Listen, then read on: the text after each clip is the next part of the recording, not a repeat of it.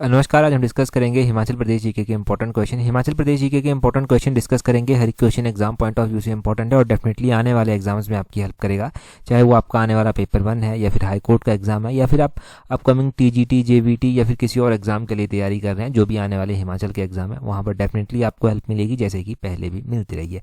अभी हम question number 1 से डिस्कशन को स्टार्ट करेंगे। बोलते हैं, by which name Baisakhi festival celebrated in Pangi area of Chamba district of Himachal Pradesh. तो देखो, बैसाखी जिसको बिसोआ के नाम से भी जाना जाता है हिमाचल में, अलग अलग क्षेत्रों में ये मनाई जाती है और इसको अलग अलग नाम से भी जाना जाता है। अभी बैसाखी मनाई गई, बैसाखी जब मनाई गई तो कुछ एक क्षेत्रों में बिसोआ के रूप में इसको मनाया गया।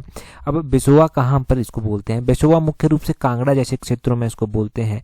अगर हम पांगी की बात कर रहे हैं तो पांगी में इसको लीसू के नाम से जो है वो जाना जाता है। लीसू इसको पांगी में बोलते हैं।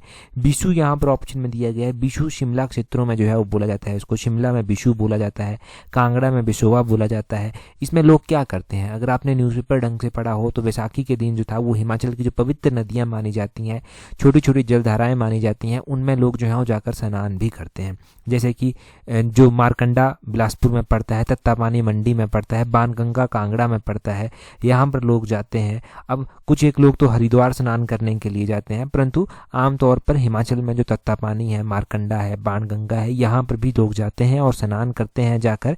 ये आपने ध्यान रखना है। अब कई बार तो ऐसे क्वेश्चन पूछा जाता है कि बैसाखी जो है वो सिखों का जो है वो प्रमुख त्यौहार है एक, ये कौन से महीने में जो है वो मनाया जाता है?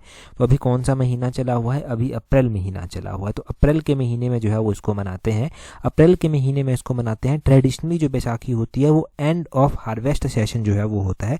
एक हार्वेस्ट सीजन जो चला होता है उसका जो एक एंड माना जाता है इसमें। और इसमें जो है वो ये भी ध्यान रखना है कि बैसाखी फसल के मौसम का अंत का प्रतीक तो होता ही होता है। किसानों के लिए बड़ा खुशहाली का उत्सव ये होता है और इंडिया के अलग अलग राज्यों में इसको अलग अलग नाम से जो है वो जानते हैं। जैसे कि इसको पेहुला जो है वो कहते हैं पश्चिम बंगाल में, वेस्ट बंगाल में। असम में इसको जो है वो बिहोग बिहू जो है वो कहते हैं।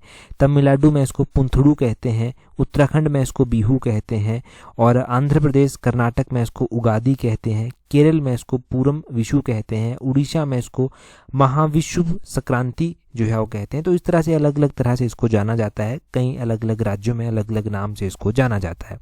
तो ये आपने ध्यान रखना था। यहाँ से अगला क्वेश्चन देखते हैं हमारे पास क्या पूछा गया है। अगले क्वेश्चन में बोलते हैं, how much pension given to women of age group 60 to 69 years. ये हिमाचल के कॉन्टेक्स्ट में ही बात की जा रही है कि हिमाचल प्रदेश में जो 60 से 69 के बीच का एज ग्रुप है उसको कितनी पेंशन जो है वो दी जाती है। अब अभी हिमाचल डे के ऊपर भी जो है वो कहा गया है कि महिलाओं को 1500 रुपया जो है वो दिया जाएगा, पांगी की महिलाओं को। चलो, वो बात तो काफ़ी टाइम से की जा रही है, उसके बारे में हम बात नहीं करेंगे। हम बात करेंगे यहाँ पर कि जो हिमाचल प्रदेश में 60 से 69 के बीच की महिलाएं हैं उनको पेंशन के तौर पर कितनी राशि जो है वो सरकार देती है। इसको ओल्ड एज पेंशन भी आप बोल सकते हैं। देखो, हिमाचल में 1500 रुपया उनको दिया जाता है। ऑप्शन सी जो है वो सही आंसर है। अब हिमाचल में जो ओल्ड एज पेंशन दी जाती है, वृद्धावस्था पेंशन जिसको बोलते हैं, ये अलग अलग रूप से दी जाती है, मतलब अलग अलग अमाउंट दिया जाता है। एक तो देखो, यहाँ पर कोई भी 60 से 69 ईयर के बीच में अगर है उनको जो है वो 1000 रुपया जो है वो दिया जाता है। 1000 रुपया उनको दिया जाता है। आप बोलेंगे कि भाई अभी तो आपने जो है वो 1500 रुपया बताया। पूरी बात सुनिए। अगर कोई महिला है, स्पेसिफिक रूप से महिला है कोई 60 से 69 के बीच की, तो उसको जो है वो 1500 रुपया जो है वो दिया जाएगा। वुमेन को जो है वो 1500 रुपया दिया जाएगा। अगर कोई 60 से 69 के बीच में अदर कैटेगरी का आता है तो उसको 1000 रुपया दिया जाएगा। और साथ में अगर कोई 70 ईयर या उससे ऊपर है, 70 ईयर या फिर एबव एज का है, तो उसको जो है वो कितना दिया जाएगा? उसको 1700 रुपया जो है वो दिया जाएगा। ये आपने ध्यान रखना है। 1000, 1500 और 1700 रुपया। ठीक है, 1000 रुपया 60 to 69 वालों को दिया जाएगा। 1700 रुपया 70 ईयर या फिर उससे ऊपर दिया जाएगा। और 60 से 69 के बीच में जो है महिलाएं उनको 1500 रुपया जो है वो दिया जाएगा। इसमें जो एक अनुमान दिया गया था वो ये कहा गया था कि अभी तक जो है वो 4,92,519 पेंशनर जो है वो हैं जो ओल्ड एज पेंशन जो है वो हिमाचल में ले रहे हैं। इसमें कोई भी इनकम क्राइटेरिया जो है वो नहीं रखा गया है। विदाउट एनी इनकम क्राइटेरिया जो है ये पेंशन प्रोवाइड करवाई जाती है। तो ओल्ड एज पेंशन के बारे में भी आपने यहाँ से जान लिया। ठीक है, ओल्ड एज पेंशन हमने यहाँ से कवर की। साथ में ही मैं आपको एक और पेंशन यहाँ से कवर करवा देता हूँ जो हमने पहले गिरिराज पत्रिका में भी पढ़ी है, स्पेशल डिसेबिलिटी रिलीफ अलाउंस जो दिया जाता है, यहाँ पर मैं लिख देता हूँ, ये है स्पेशल डिसेबिलिटी रिलीफ अलाउंस। जो स्पेशल डिसेबिलिटी रिलीफ अलाउंस है ये किसको दिया जाता है, अगर कोई 40% से लेकर 69% के बीच में डिसेबल है तो उसको जो है वो 1150 रुपया दिया जाता है। ठीक है, अगर कोई जो है वो 70% या उससे ज़्यादा डिसेबल है तो उसको बिना किसी इनकम क्राइटेरिया के जो है वो सरकार 1700 रुपया पेंशन जो है वो देती है। ठीक है, ये स्पेशल डिसेबिलिटी रिलीफ अलाउंस में प्रोवाइड करवाया जाता है अमाउंट। नेक्स्ट क्वेश्चन देखिए अब हमारे पास क्या पूछा गया है। बोलते हैं what was the name of priest who led the repair work of Baijnath temple. तो बोलते हैं बैजनाथ मंदिर की मरम्मत कार्य का नेतृत्व करने वाले पुजारी का क्या नाम था। बैजनाथ मंदिर के बारे में भी डिटेल से हम यहाँ पर जानेंगे थोड़ा। बोलते हैं बैजनाथ मंदिर जो है वो डिस्ट्रिक्ट कांगड़ा में आता है और उसकी रिपेयर जो करवाई गई थी तो एक पुजारी होते थे जिन्होंने जिम्मा लिया था। पुजारी का नाम पूछा गया है, पुजारी का नाम गंगा हुआ करता था। ऑप्शन बी जो है वो सही आंसर है। बैजनाथ मंदिर की अब बात कर लेते हैं। बैजनाथ मंदिर ये तो डिस्ट्रिक्ट कांगड़ा में है, बनवाया किसके द्वारा गया था, दो व्यापारी भाई हुआ करते थे, एक का नाम आहुका था, एक का नाम मनियुका था, इनके द्वारा बनवाया गया था। बाद में चलकर 19th सेंचुरी में कहा जाता है कि कांगड़ा के राजा महाराजा संसार चंद ने इसको रेनोवेट करने के लिए कुछ अमाउंट भी जो था वो दिया था। और ये भी कहा जाता है कि जब 1786 में जो कांगड़ा के राजा संसार चंद थे उन्होंने कांगड़ा फोर्ट के ऊपर अपना कंट्रोल किया तो उन्होंने बाद में चलकर इसके रेनोवेशन और रिस्टोरेशन के लिए कुछ अमाउंट भी दिया बैजनाथ मंदिर के लिए। यहाँ पर एक इंस्क्रिप्शन देखने को मिलती है जिसमें टेम्पल के बारे में मेंशन किया गया है और फैमिली प्रीस्ट थे एक संसार चंद के, मतलब जो इनके कुल पुजारी हुआ करते थे संसार चंद के, उनका नाम जो है वो गंगा राम बताया गया है। गंगा राम के द्वारा जो था ये कार्य जो था वो किया गया था, repair work of the temple, जिसमें जो था वो इसकी रिकंस्ट्रक्शन जहाँ पर होनी थी वो था, जिसमें कोई भी श्राइन थी या फिर आउटर रूफ कुछ भी ऐसा होना था वो सब जो था वो यहाँ पर किया गया था। तो ये जो था वो किया गया था इस तरह से। यहाँ पर जो आपने ध्यान रखना है 1786 एक तो ईयर यहाँ पर ध्यान रखने वाला है, दूसरा व्यापारी भाइयों का नाम पता चल गया। ठीक है, भगवान शिव को ये मंदिर जो है वो डेडिकेटेड है। बैजनाथ का जो पुराना नाम है वो भी कई बार एग्जाम में पूछा जाता है क्योंकि बैजनाथ में ये मंदिर जो है वो स्थित है। बैजनाथ का पुराना नाम जो था वो किरग्राम जो था वो हुआ करता था, किरग्राम इसका पुराना नाम जो था वो हुआ करता था। अगले क्वेश्चन की ओर कदम बढ़ाते हैं। अगले क्वेश्चन में बोलते हैं ऑन विच डे इज सैर फेस्टिवल सेलिब्रेटेड इन हिमाचल प्रदेश। तो बोलते हैं कि हिमाचल प्रदेश में जो सैर फेस्टिवल मनाया जाता है, सैर फेस्टिवल जो मनाया जाता है, बोलते हैं ये कब मनाया जाता है। अब सैर फेस्टिवल भी एक मनाया जाता है, जैसे कि बिशु बेशोआ के बारे में आप पढ़ रहे थे वैसे ही सैर फेस्टिवल भी जो है वो मनाया जाता है। और ये कब मनाया जाता है, तो ये जो है वो मनाया जाता है फर्स्ट डे ऑफ असौज। असौज का जो महीना होता है, असौज का जो महीना होता है उसमें जो है मनाया जाता है। अगर हम मॉडर्न कैलेंडर के अकॉर्डिंग देखते हैं तो ये सितंबर महीना जो है वो कहीं ना कहीं पर बनता है। सितंबर महीने में जो है ये मनाया जाता है और फर्स्ट ऑफ असौज को ये मनाया जाता है। इसको जो है वो पहाड़ों में हम बड़ा दिन के रूप से में भी जो है वो जानते हैं, बड़ा दिन इसको बोलते हैं कि बड़ा दिन है। और इस दिन जो बार्बर होते हैं, नाई जो होते हैं, वो घर घर में आते हैं और लोगों को मिरर जो है वो दिखाते हैं। ठीक है, उसके बदले लोग कुछ ना कुछ रिवार्ड जो है वो उनको देते हैं, परंतु ये जो है वो इस फेस्टिवल में जो है वो होता है। तो दो फेस्टिवल आज के हुए, एक तो हो गया सैर फेस्टिवल, एक हो गया बैसाखी फेस्टिवल। हिमाचल प्रदेश में और भी बहुत सारे फेयर फेस्टिवल जो है वो मनाए जाते हैं, एक बार क्यों ना उनको रिवाइज ही कर लिया जाए। हिमाचल में जो अलग अलग फेयर फेस्टिवल मनाए जाते हैं हमने पहले भी रिवाइज किए हैं, एक बार फिर से उनको रिवाइज करते हैं। जैसे कि हिमाचल प्रदेश में शिवरात्रि फाल्गुन के महीने में मनाई जाती है। सैर फर्स्ट ऑफ असौज को मनाया जाता है। मणिमहेश यात्रा श्री कृष्ण जन्माष्टमी को स्टार्ट होती है। मणिमहेश यात्रा राधा अष्टमी को समाप्त हो जाती है। फुलैच फेस्टिवल बाधों ये असौज के महीने में सितंबर महीने में ही मनाए जाते हैं। लदराचा मेला किब्बर में मनाया जाता है, जुलाई अगस्त के महीने में मोस्ट प्रोबेबली मनाया जाता है। चेरवल फेस्टिवल बाधों के महीने में मनाया जाता है। मिंजर मेला डिस्ट्रिक्ट चंबा में मनाया जाता है। सेकंड संडे ऑफ सावन मंथ को ये स्टार्ट होता है, थर्ड संडे ऑफ सावन मंथ को ये चलता है। सूही मेला ये भी चंबा में मनाया जाता है। 15 ऑफ चैत के महीने में 15 ऑफ चैत को स्टार्ट हो जाता है और फर्स्ट ऑफ बैसाख तक ये चलता है, यानी कि अप्रैल के महीने में अभी ये मेला हुआ होगा। रेणुका मेला जो कि सिरमौर में मनाया जाता है वो 10 दिनों तक चलता है। इंटरनेशनल मेला इसको 2011 में घोषित किया गया था। और उसी तरह बरलाज फेस्टिवल सोलन में बिलासपुर में मनाया जाता है, दिवाली के 2 दिन के बाद ये मनाया जाता है। पत्थर का खेल मेला ये हलोग में जो है वो होता है, हलोग धामी के क्षेत्रों में ये मनाया जाता है और 2 days after Diwali Kartik month में ये मनाया जाता है। बिशु बेसोआ बैसाखी ये ज्येष्ठ के महीने में मनाए जाते हैं और नवाली फेर मंडी में मनाया जाता है। काहिका कुल्लू में होता है, सोवी जात्रा श्री नैना देवी में होती है, घंटाल फेस्टिवल लाहौल में होता है, जून के महीने में होता है, थॉनथॉन फेस्टिवल लाहौल में होता है, अप्रैल के महीने में होता है, और फर्स्ट स्टेट लेवल लोहड़ी का फेस्टिवल जो था वो परागपुर में सेलिब्रेट किया गया था। वो जो था वो परागपुर गांव जो है वो कांगड़ा में पड़ता है, और 13 जनवरी 2010 को जो था ये सेलिब्रेट यहाँ पर किया गया था। तो ये हमारे फेयर फेस्टिवल हैं, पहली बार हम इनको डिस्कस नहीं कर रहे, इससे पहले भी हमने डिस्कस किए हैं। अगर आप कंटिन्यूसली काफ़ी टाइम से हमारे साथ जुड़े हैं तो ये चीज़ें डेफिनेटली आपको अभी तक याद हो गई होंगी। अगला क्वेश्चन हम देखेंगे क्या बोलते हैं। अगला क्वेश्चन डिस्कस करें उससे पहले अगर आप तैयारी कर रहे हैं अपकमिंग पेपर 1 के लिए, आप हाई कोर्ट के एग्जाम के लिए तैयारी कर रहे हैं, या फिर Himachal Pradesh public service commission का किसी और एग्जाम जैसे कि जूनियर ऑफिस असिस्टेंट या फिर कोई और एग्जाम उनके लिए तैयारी कर रहे हैं, राज्य चयन आयोग के भी TGT JBT जैसे एग्जाम है उनके लिए तैयारी कर रहे हैं, तो आप हमारे कॉम्प्रिहेंसिव टेस्ट सीरीज को ज्वाइन कर सकते हैं और टाइमली ज्वाइन कर सकते हैं, जिसका लिंक नीचे डिस्क्रिप्शन बॉक्स कमेंट बॉक्स में दिया गया। देखो टाइमली ज्वाइन करने का बेनिफिट ये है कि आप टाइमली ज्वाइन करेंगे तो टाइमली जो है वो आप खुद की कमियों को एनालाइज कर पाएंगे, सीख पाएंगे और आगे बढ़ पाएंगे। इससे बेनिफिट आपका ये होगा कि जो टाइम आपको अभी लग रहा है कि आपके पास कुछ भी करने के लिए नहीं है, वो करने के लिए कुछ मिल जाएगा, और कमियों को बार बार इम्प्रूव कर पाएंगे और बार बार रिवाइज करके जो है वो आगे बढ़ पाएंगे। पेपर में जो 2, 4, 5, 7 नंबरों की कमी रह जाती है मेरिट में आने से, उस कमी को यहीं से इम्प्रूव कर सकते हैं, और डेफिनेटली मेरिट में आपको अपना नाम देखने को मिलेगा। अब ईमानदारी के साथ पढ़ाई जो है वो करते हैं, डिपेंड सारा का सारा आपके ऊपर करता है कि आप किस तरह से चीज़ों को देखते हैं। पॉजिटिव देखेंगे तो पॉजिटिव ही दिखाई देंगी, अगर नेगेटिव देखते हैं तो नेगेटिव ही दिखाई देंगी। पॉजिटिव वे में स्टडी करेंगे तो पॉजिटिव वे में ही आगे बढ़ेंगे भी। आगे क्वेश्चन बोलते हैं व्हेन वाज राजीव गांधी ग्रामीण विद्युतीकरण योजना लॉन्च्ड इन हिमाचल प्रदेश। तो बोलते हैं कि ये राजीव गांधी विद्युतीकरण योजना हिमाचल प्रदेश में कब लॉन्च जो था वो की गई थी। अब हिमाचल प्रदेश में भी ऐसी अलग अलग योजनाएं जो हैं वो आती हैं जो अलग अलग टाइम पर लॉन्च की गई थी। ये जो राजीव गांधी विद्युतीकरण योजना थी ये कब लॉन्च की गई थी? ये वर्ष 2005 में लॉन्च की गई थी। ऑप्शन डी जो है वो इसका सही आंसर हो जाएगा। एक योजना नहीं है ये, हिमाचल प्रदेश में ऐसी और भी बहुत सारी योजनाएं हैं जो अलग अलग टाइम पर लॉन्च की गई थी।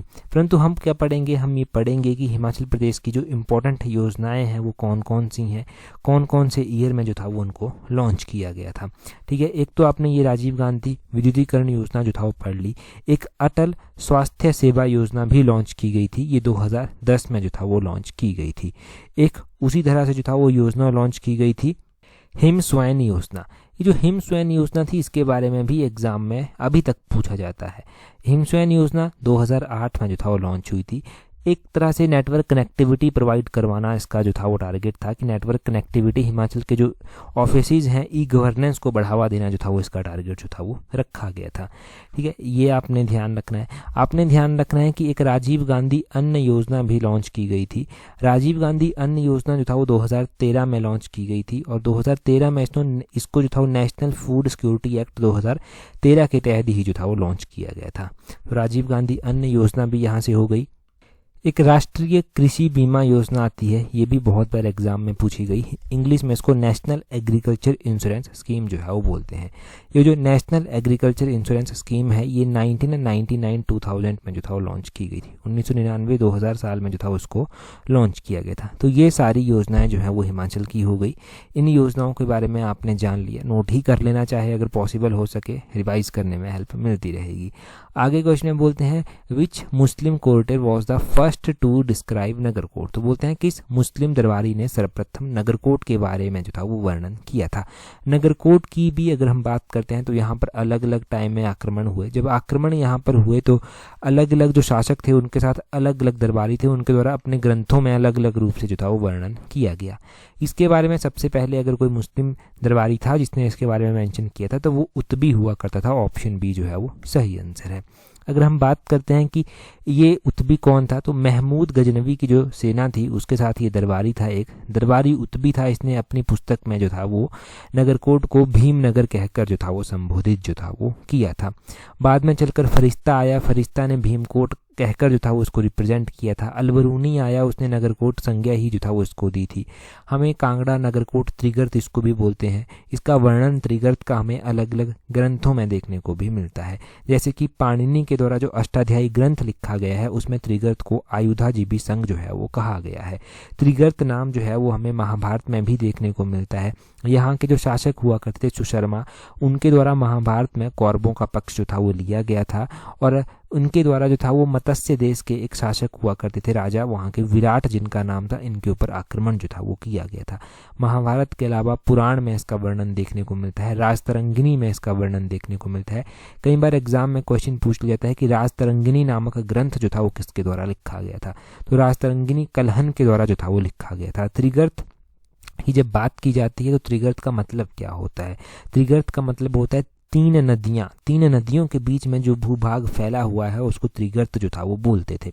अब त्रिगर्त यानी कि तीन नदियां कौन कौन सी हुई है?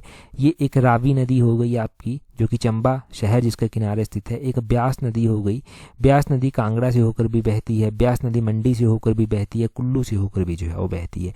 एक सतलुज नदी हो गई, सतलुज नदी भी इंपॉर्टेंट सबसे लंबी नदी हिमाचल प्रदेश की है।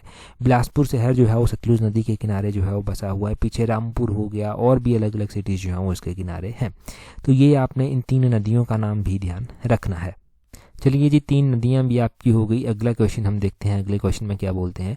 नेक्स्ट क्वेश्चन में बोलते हैं who stopped Raja Ghamand Chand from expanding his empire in 1770 by defeating him. तो बोलते हैं कि 1770 में राजा घमंड चंद को उसका साम्राज्य विस्तार करने से जो था वो किसने रोका था? उसको हरा दिया गया था घमंड चंद को, फिर उसका साम्राज्य विस्तार भी नहीं हो पाया था।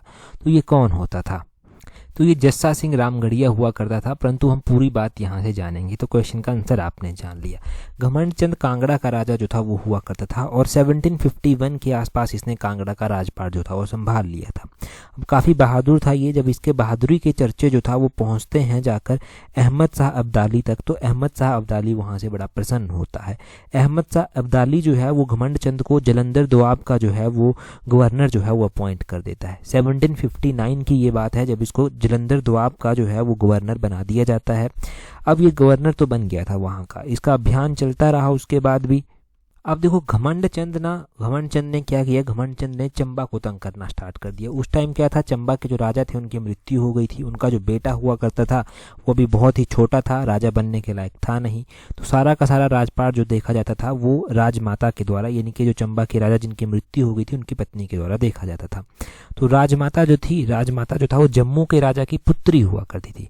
एक और घमंड चंद चंबा के ऊपर आक्रमण करना स्टार्ट करता है, तो राजमाता जो चंबा की होती है, जो कि जम्मू के राजा की पुत्री हुआ करती थी, उसने भी हार नहीं मानी। उसने रणजीत देव जो जम्मू से होते थे उनसे सहायता जो था वो मांग ली। सहायता मांगी गई और घमंड चंद को जो था वो यहाँ पर हार का सामना जो था वो करना पड़ा। ये पहली बार हुआ था कि घमंड चंद को इस तरह से किसी रानी के हाथों जो था वो, राजमाता के हाथों जो था वो हारना पड़ा था। और उसके बाद अहमद शाह अब्दाली की अगर हम बात करते हैं, तो अहमद शाह अब्दाली ने जो था वो 1769 में अपना अंतिम आक्रमण जो था वो किया था। 9 नंबर का उसका आक्रमण था। तो उस टाइम सिखों का जो था वो, सिखों की जो विभिन्न मिसलें आती थी, उन मिसलों के द्वारा जो था वो बाहर निकलना स्टार्ट कर दिया गया और पंजाब के अलग अलग क्षेत्रों पर जो था वो आक्रमण करना या फिर उनके ऊपर अपना अधिकार जमाना जो था वो आरंभ कर दिया गया था। जस्सा सिंह रामगढ़िया भी उनमें से एक था। जस्सा सिंह रामगढ़िया ने भी जो था वो अलग अलग क्षेत्रों पर छापे मारना स्टार्ट कर दिए और घमंड चंद वहाँ से अपना साम्राज्य आगे जो था वो एक्सपेंड नहीं कर पाया। उसने देखा कि ये जो जस्सा सिंह रामगढ़िया है काफ़ी शक्तिशाली है, इसके साथ वो नहीं लड़ सकता। तो उन्होंने क्या किया, उनकी जो प्रभुसत्ता थी उसको मान लिया और जस्सा सिंह रामगढ़िया ने कांगड़ा, नूरपुर, चंबा, बसौली, मंडी इन सभी क्षेत्रों से कर वसूलना जो था वो स्टार्ट कर दिया। परंतु जस्सा सिंह रामगढ़िया भी बहुत टाइम तक नहीं टिक पाया, क्योंकि इनकी लड़ाई स्टार्ट हो जाती है जय सिंह कन्हैया के साथ। करों को लेकर बंटवारा जो होता था उसके ऊपर झगड़ा जो है वो स्टार्ट हो जाता है और इस लड़ाई में जस्सा सिंह की हार हो जाती है और उसको बाद में चलकर यहाँ से भागना पड़ता है। वो कहीं और हिसार में जाकर जो था वो शरण ले लेता है। घमंड चंद बाद में चलकर जो है वो टिहरा सुजानपुर को 1761 में ब्यास नदी के किनारे जो है वो बसाता है। हमें ये देखने को मिलता है कि घमंड चंद के जो था वो पुत्र हुआ करते थे 3, जिनमें संसार चंद सबसे बड़े पुत्र हुआ करते थे और बाद में चलकर संसार चंद कांगड़ा के राजा बने थे और ये भी काफ़ी शक्तिशाली राजा जो था वो यहाँ के हुआ करते थे। तो ये सारी बात यहाँ से थी। अगला question, consider the following statement. यहाँ पर बोलते हैं capital of Chamba princely state shifted from Brahmapura to Chamba in 8th century. Chamba रियासत की जो राजधानी थी वो 8th सेंचुरी में ब्रह्मपुरा से चंबा को स्थानांतरित जो था वो की गई थी। उससे आगे बोलते हैं मुख्तसर तारीख रियासत Chamba brief history of the Chamba state is written by BC Chhabra की। मुख्तसर तारीख रियासत चंबा ये जो किताब है ये जो है वो एक चंबा की ब्रीफ हिस्ट्री इसमें बताई गई है और ये BC छाबरा के द्वारा जो है वो लिखी गई है। ठीक है, 2 स्टेटमेंट्स हमारे पास दी गई हैं, आपको बताना है कि कौन सी सही है कौन सी गलत है।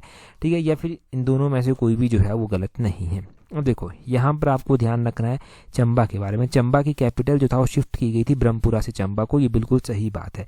परंतु क्या ये 8th सेंचुरी में की गई थी? नहीं, 8th सेंचुरी में नहीं की गई थी, ये 10th सेंचुरी में जो था वो की गई थी। तो पहली स्टेटमेंट गलत हो जाती है। चंबा के राजा साहिल वर्मन बनते हैं 920 ईस्वी के आसपास ये बनते हैं और चंबा शहर की स्थापना करते हैं। ब्रह्मपुरा से ये कैपिटल शिफ्ट कर चंबा में जो है वो ले आते हैं और बाद में चलकर चंबा शहर इनके द्वारा बसाया गया। इनके द्वारा जो था वो चंबा में अलग अलग मंदिर जैसे कि लक्ष्मी नारायण मंदिर, कामेश्वर मंदिर, चंद्रगुप्त मंदिर के मंदिर भी जो था वो बनवाए गए। पहली स्टेटमेंट गलत है। मुख्तसर तारीख रियासत चंबा बोलते हैं ये किताब है जिसमें चंबा की ब्रीफ हिस्ट्री दी गई है और ये BC छाबड़ा के द्वारा लिखी गई है। देखो मुख्तसर तारीख रियासत चंबा जो है ये चंबा की ही एक किताब है और ये किसके द्वारा लिखी गई है? BC छाबड़ा के द्वारा ये नहीं लिखी गई है, ये गरीब खान के द्वारा जो है वो लिखी गई है। गरीब खान का नाम आपने ध्यान रखना है जिनके द्वारा ये किताब जो है वो लिखी गई है। BC छाबड़ा के द्वारा कौन सी किताब लिखी गई है? तो इनके द्वारा जो है वो एंटिक्स ऑफ चंबा स्टेट किताब जो है वो लिखी गई है BC छाबड़ा के द्वारा। BC छाबड़ा और गरीब खान की किताबें भी ध्यान रखनी है। तो दूसरी स्टेटमेंट भी गलत है। बोलते हैं यहाँ पर choose the correct option, none of this is correct. Option D जो है वो सही आंसर है, इनमें से कोई भी स्टेटमेंट सही नहीं दी गई है। अब नन ऑफ दीज इसका सही आंसर हो जाएगा। बोलते हैं capital of Chamba princely state shifted from Brahmapura to Chamba in 10th century. ये हमने जान लिया और किताबों के बारे में भी हमने जान लिया। अगला क्वेश्चन देखिए, बोलते हैं मैच लिस्ट 1 एंड लिस्ट 2। यहाँ पर डांसेस दिए गए हैं, डिस्ट्रिक्ट दिए गए हैं। तो यहाँ पर डांसेस दिए गए हैं, एग्जैक्टली जब PDF आपको सेंड की जाएगी ना तब तो आपको पता चल जाएगा कि किस तरह से मैच करना है। परंतु आपको वैसे भी याद होना चाहिए कि कौन सा डांस कौन से डिस्ट्रिक्ट का है। जैसे कि सुनतो डांस दिया गया है, कहाँ का ये डांस है? सुनतो जो है लाहौल स्पीति का डांस जो है वो आता है। आगे आपके पास झंझार डांस जो है वो दिया गया है। झंझार डांस जो है वो कहाँ का आता है?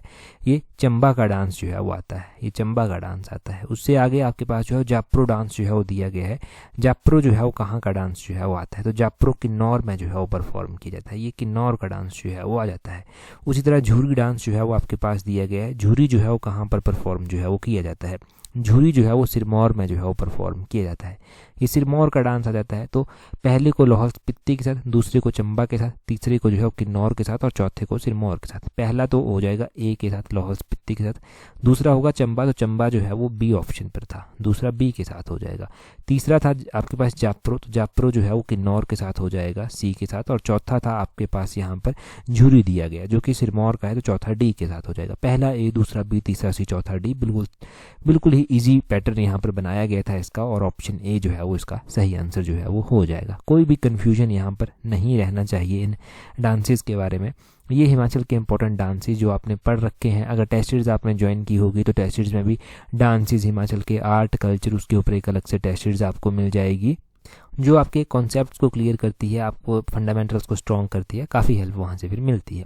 अगला क्वेश्चन बोलते हैं कंसीडर द फॉलोइंग स्टेटमेंट। बोलते हैं कि कौन निम्न कथनों के ऊपर विचार कीजिए। बोलते हैं Gorkha captured the Sirmaur princely state around 1806, कि गोरखाओं के द्वारा सिरमौर पर कब्जा कर लिया गया था अराउंड 1806। आगे बोलते हैं महाराजा Ranjit Singh made Desa Singh Majithia the nazim governor of Kangra fort and Kangra in 1809, कि महाराजा रणजीत सिंह ने देसा सिंह मजीठिया को कांगड़ा का गवर्नर या फिर कांगड़ा किले का भी गवर्नर जो था वो 1809 में जो था वो बनाया था। हम दोनों ही स्टेटमेंट्स के ऊपर जो है वो बात करते हैं। दोनों ही स्टेटमेंट्स दी गई हैं। बोलते हैं Gorkha capture the Sirmaur princely state around 1806, तो सिरमौर को गोरखाओं के द्वारा कैप्चर किया गया था, ये बात सही है, परंतु 1806 में नहीं किया गया था। पहली स्टेटमेंट गलत हो जाएगी। कब किया गया था इसको? 1803 में इनके द्वारा कैप्चर जो था वो किया गया था। 1803 में ये कैप्चर हुआ था, ये आपने ध्यान रखना है। ठीक है, तो पहली स्टेटमेंट तो गलत हो गई। अच्छा, एक और बात यहाँ से बता दूं आपको कि जब गोरखाओं के द्वारा आक्रमण किया गया था 1803 के आसपास, तब करम प्रकाश जो था वो सिरमौर के राजा जो था वो हुआ करते थे।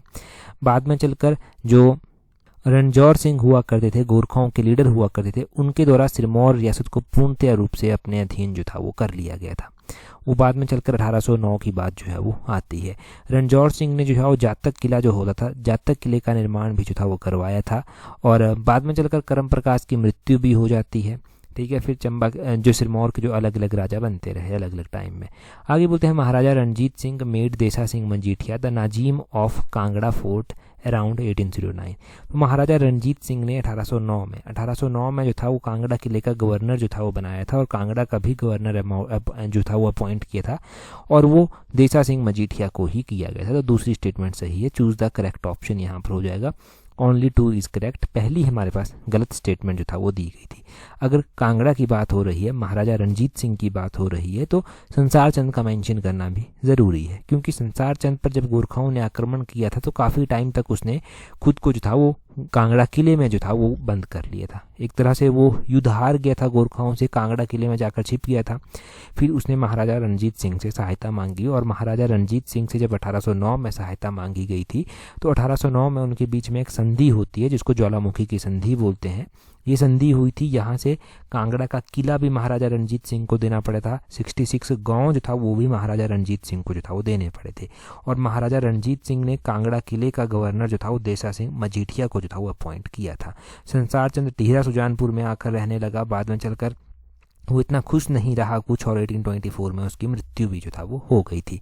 तो इस तरह से संसार चंद का पतन भी हो गया था। पहले तो उसने ठीक ठाक तबाही मचाई थी, अलग अलग रियासतों पर आक्रमण करता था, तंग करता था रियासतों को, कर वसूलता था, परंतु फिर गोरखाओं के आक्रमण के बाद जो था वो टोटली फ्लॉप हो गया था। तो इतना सब यहाँ से याद रखने लायक है। यहाँ पर गोरखाओं के कैप्चर के बारे में बात की गई है, महाराजा रणजीत सिंह के बारे में बात की गई है, जो कि हम ऑलरेडी कॉन्सेप्ट क्लियर कर चुके हैं। अभी देखिए बोलते हैं what was area of Himachal Pradesh on 15 अप्रैल 1948। 15 अप्रैल को हिमाचल दिवस जो है वो मनाया गया अभी। तो 15 अप्रैल 1948 को जब हिमाचल का गठन हुआ था तो बोलते हैं कि उस टाइम हिमाचल का एरिया कितना हुआ करता था। ये क्विज़ मैंने डाला भी था वैसे अपने यूट्यूब चैनल पर ही, क्विज़ के रूप में भी डाला था। ये क्वेश्चन हमने पिछले कल मिशन एलाइड में पहला ही क्वेश्चन ये डिस्कस किया है।